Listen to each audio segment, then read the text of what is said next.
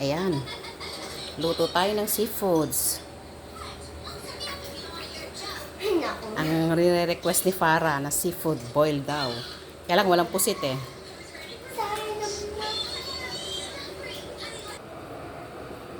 Pindutin mo na.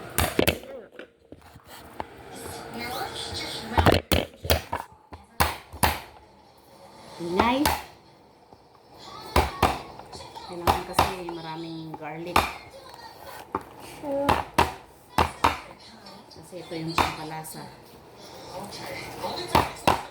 Diba? Hindi marunong magluto. Basta ganto-ganto na lang to. Bakit ba? Yan.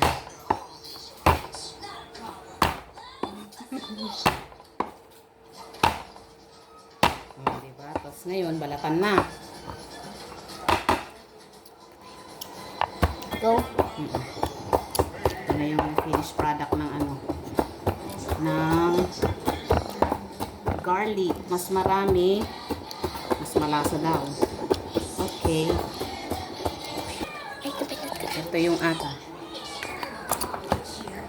butter. Ito yung ating panggigisa para malasa yung ating seafoods. Ani! Ito, nagpakulo na ako ng tubig. Bablanch natin ng about 1 to 2 minutes. Unahin natin yung crab, alimasag.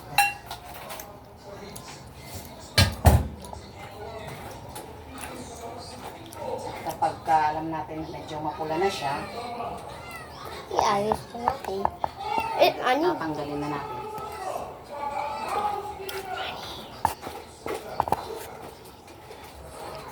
Ayan guys, sunod-sunod lang yan. Alimasag, tapos mamaya tahong. Ito na. Hipon. Ito yung ating pampalasang oyster sauce. Maraming brand yan, pero depende sa inyo kung anong gusto nyong brand. Gusto yan eh. Kung ina natin itong alimasa.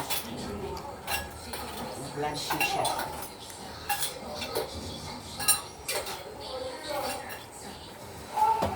And then, sunod natin itong tahong. Maganda ko rin yung malalaki yung scallops. Kaya lang wala tayong malalaki.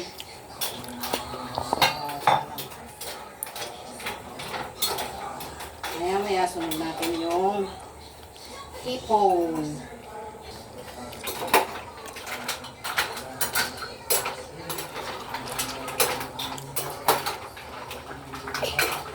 Pwede na siguro to. Sunod natin yung hipon. Wala tayong pusit guys kasi ayaw nila nung pusit. Yung panganay ko at yung si Joshua ayaw ng pusit noon. Pero parang gusto niya. Siyempre gusto natin yun, no? Ayaw nila ng tinta kasi parang dugo daw. After yung mga yun eh. Hanguin na natin tong tahong. Sunod na natin tong hipon.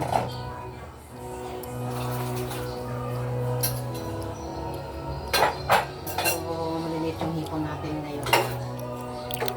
Ayan lang natin siyang pumula.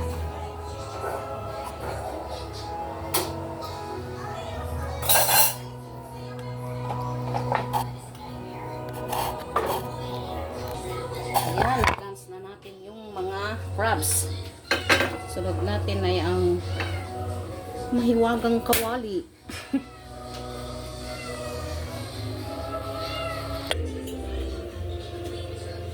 Okay guys, magigisa na tayo. Sunod natin itong butter.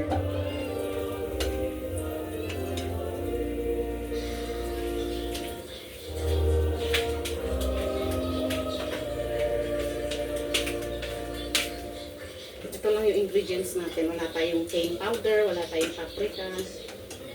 Butter lang. Butter at garlic lang. Kasi wala tayong pambili guys. Maganda sana yun kasi medyo pampalasa yun, tapos pampakulay din yun. Pero curry bells na yan. Ganun-ganunin lang natin to, and then sunod na natin yung garlic. Garlic. At ibalaksan natin apoy. Tulog siya. Oh, may ano pa. May...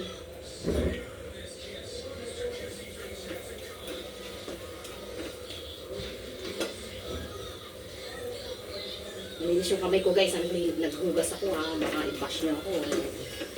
Nag-bashan tayo. Charot.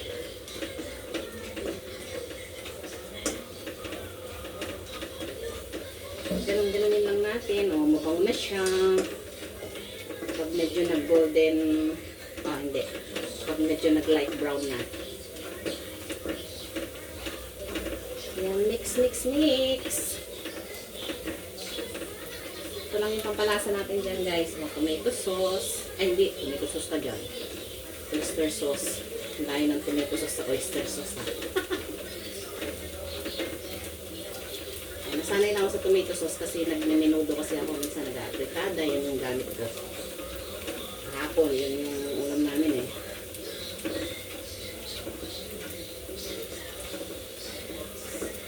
Yarn, labang na.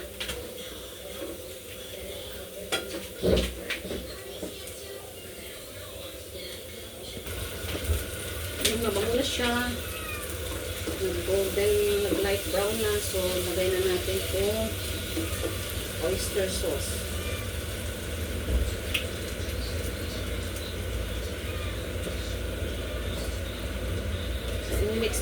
Mix lang ulit natin.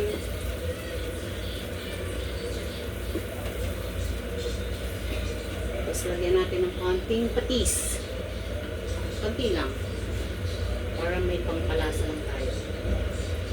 Yun. Dagdagan na lang pagka kulang. And mix natin.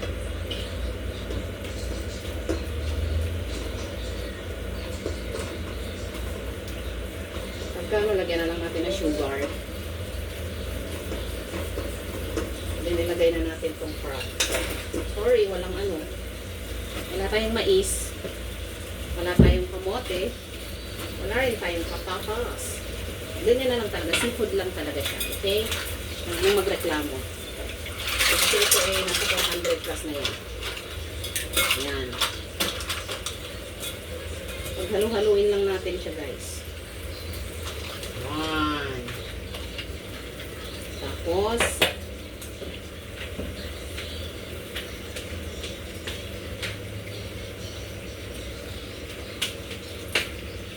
maglagay tayo ng cute na Sprite. Ano lang, pampalasa lang guys. Maganda yan. Meron pa nga dyan, ano eh, pineapple. Pero okay na yan.